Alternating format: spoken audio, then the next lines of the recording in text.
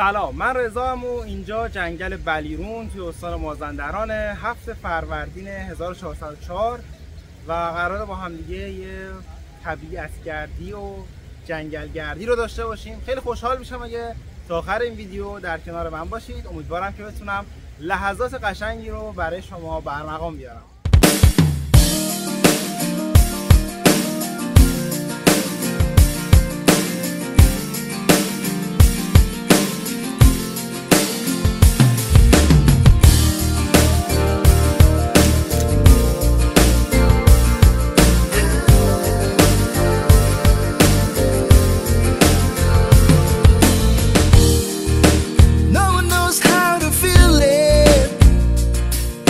I whisper in the air, humming softly to the leaving.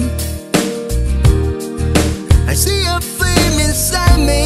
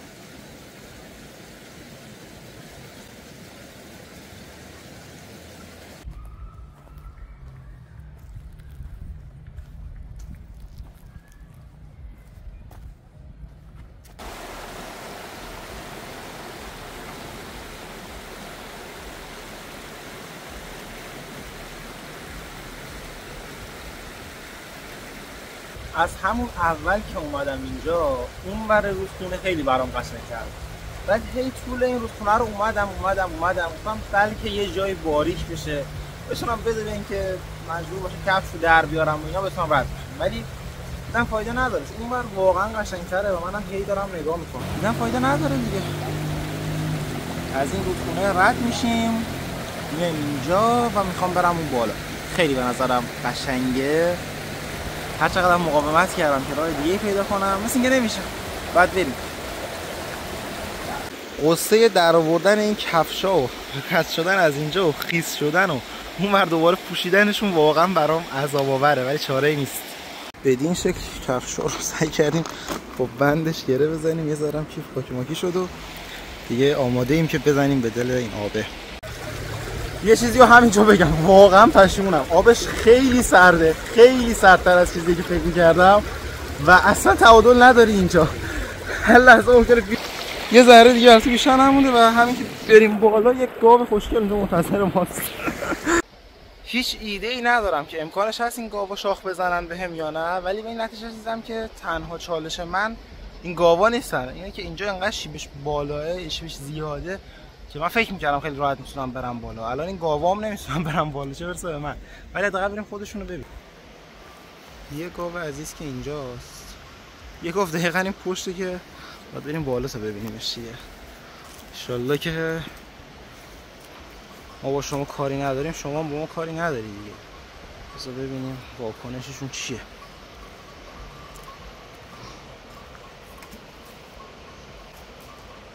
اصلا خوشحال به نظر نمیاد.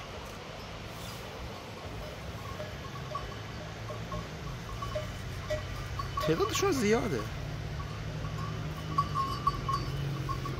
عقل حکم میکنه که نرم. پس برمیگردم این ور رودو مستقیم ادامه میدم ببینم به چی ممکنه برسم. خوبی این ور رود اینه که خیلی بکرتره، نه هیچ آدم دیگه ای من دارم میبینم این سمت، نه اینکه زباله و چیزایی که حالا آدما از خودشون به جا گذاشتن و این سمت میبینم.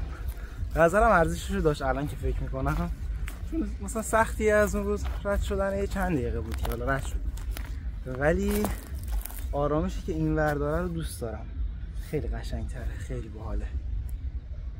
هیچ کس نیست دیگه، عملا خودتی و خودت، و این قشنگه، این باحاله.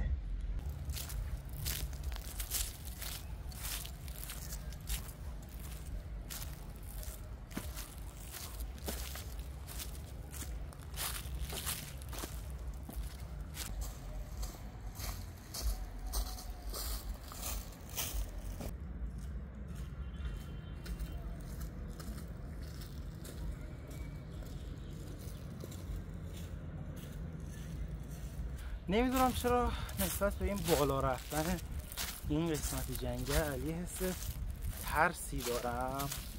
شاید به خاطر این باشه که خیلی از فضایی که آدم ها هستن دور میشم. نمیدونم چجوری قراره برگردم راهمو پیدا کنم و حالا چیزای مختلف دیگه، یه حالت تنهایی مطلق اینجا. مثل خیلی هم مطلق نیست، نفر دیگر دیدم، ولی به هر حال نمیدونی که چی در انتظارته.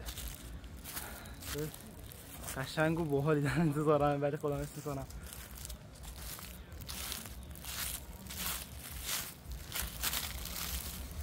وای که چقدر قشنگه اینجا. خیلی بکره، خیلی قشنگه.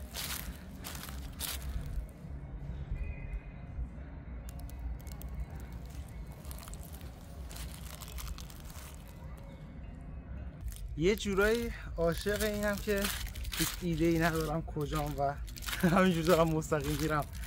خیلی حس جالبیه برای من حداقل، ولی من بشینم چند دقیقه دوباره استراحت کنم، بعدش بتونم دوباره ادامه بدم. یه چیز خوب اینجا پیدا کردم واسه نشستن.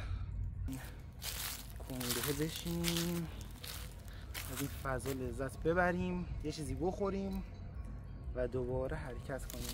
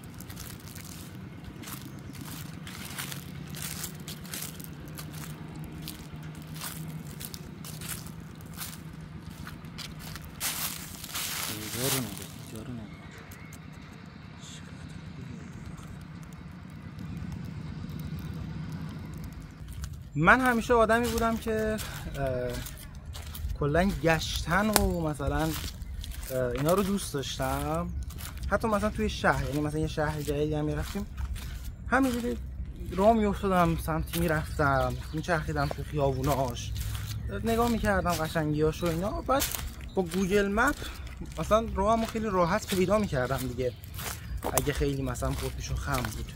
اگرم نه که خب دیگه یادم میمون مثلا کدوم سمتی اومدم که از کدوم سمت برگردم.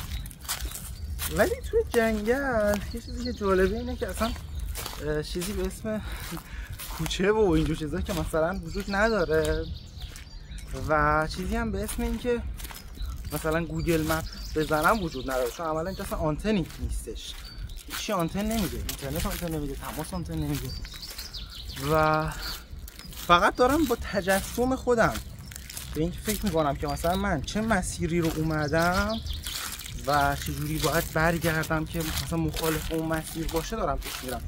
چقدر اینجا حالت گودال داره، پا رو میذاری قشنگ تا چند سانتی متر میری تو. خلاصه اصلا نمیدونم چجوری باید برگردم و جالبه که اصلا به این فکر نکرده بودم.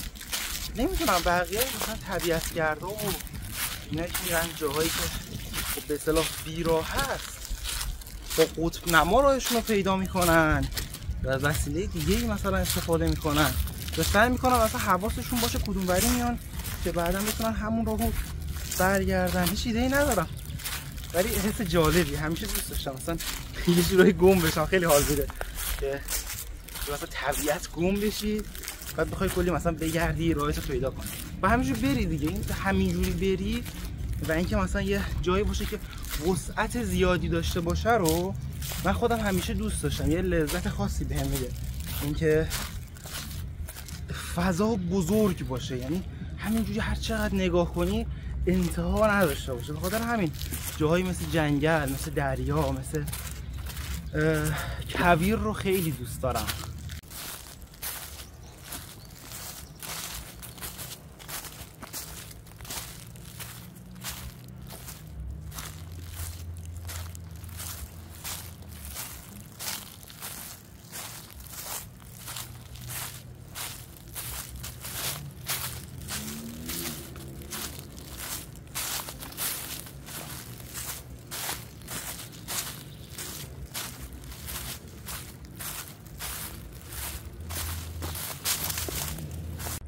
قصد ندارم استرس وارد کنم ولی فکر میکردم مسیری که دارم میام مسیر درسته، یعنی طبق مثلا جوبی که بود و طبق صداها و طبق تصویر ذهنی که داشتم فکر میکردم مسیر درست رو دارم میام. ولی الان دارم نگاه میکنم که اینجایی که هستم هم خیلی زیاده، یعنی امکان نداره که بتونم برم پایین، هم این روده اون رودی که من میومدم دنبالش نیست، یعنی یه رود دیگه است که صرفا نمیدونم، شاید نمیدونم واقعا چی بگم. خیلی هم خسته شدم، واقعا خیلی خسته شدم. فقط نیاز دارم یه جا بشینم استراحت کنم، یه ذره بتونم فکر کنم که چجوری میتونم برگردم و برم پایین. الان اینجا شیبش خیلی زیاده، یعنی مثلا ارتفاع اون درخت با من اصلا خیلی شیب وحشتناکه، ولی تنها چیزی که به ذهنم میرسه اینه که از اینجا برم پایین، چون حس میکنم بعد اون مسیر مستقیم رو برم، این حس میکنم جاده اون سمته. خیلی حس بدیه واقعا. در عین اون کنجکاویه و اینکه دوست داشتم که مثلا شاید گم بشم، ولی الان خیلی حس بدیه و میدونم این شیبی نیست که بتونم برم پایین، اصلا امکان نداره، مجبورم سر بخورم، بشینم سر بخورم. خیلی عجیبیه. اولین طبیعت گردیتون رو تنها نرید، این تنها چیزیه که الان به ذهنم میرسه بهتون پیشنهاد کنم. بریم ببین پیدا میشیم یا نه تا قبل از اینکه ظهر بشه. بالاخره بعد از کلی سختی افتادن، گلمالی شدن، دهن سرویس شدن، تونستم خودم رو به رود اصلی برسونم. تو اینجاست. اوکی الان من رسیدم به این. کی حال داره دوباره کفشاشو در بیاره بره اون تو؟ نصفم گله عملا، یعنی نصفم کلا گله. حالا کلی تمیز کردم تازه شدم این. حال ندارم دوباره برم، کاشه که منو بگیره رو کولش ببره اونور. خسته بودم و عملا حوصله‌ام نمیکشید که دوباره از این رودخونه رد شم. واسه همین دوباره به دل جنگل پناه آوردم. گفتم جنگل رو ادامه بدم، شاید یه جایی انقدی رود باریک بشه که راحت بشه رد شد، یا نمیدونم به یه پلی چیزی برسم. ولی دوباره برگشتم توی این آرامش جنگل. حداقل خیلی گلی مالیم، کارش نمیشه کرد. یعنی الان وضعیت دستمه، این وضعیت کیفمه. ولی تنها چیزی که میخوام ازش لذت ببرم اینه. دلم میخواد فقط همینجا دراز بکشم و از این فضا لذت ببرم. شب بخیر. آخیش خدایش الان که فکر میکنم مسیر کمی هم نیومدم پایین ها. یعنی اون ارتفاعی که من اومدم پایین خیلی زیاد بود. نشون بده. نگاه ارتفاع رو واقعا زیاده. یعنی این شما چیزشو در نظر بگیرید که ریشش کجاه. حالا از اون درخت بالایی ها ریششون کجاه. یعنی واقعا یه ارتفاع خیلی زیادی بود با شیب زیاد. ما هم همینجوری یه تیکه اومدیم پامونو گذاشتیم، گلش نرم قشنگ سر خوردیم اومدیم پایین. دیگه وقتش همین مسیری که اومدیم و برگردیم و بریم به سمت خونه که هیچی به اندازه استراحت و یه جوش الان نمیتونه حالمو خوب کنه.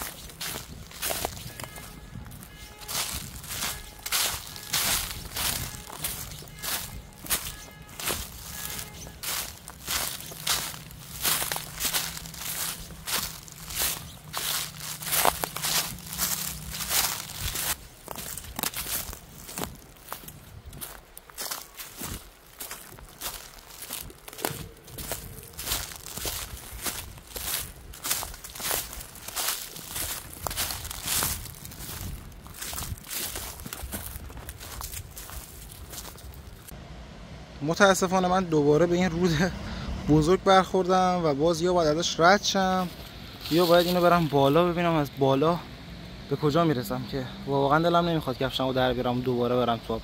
بخاطر همین بالا رفتن رو ترجیح میدادم.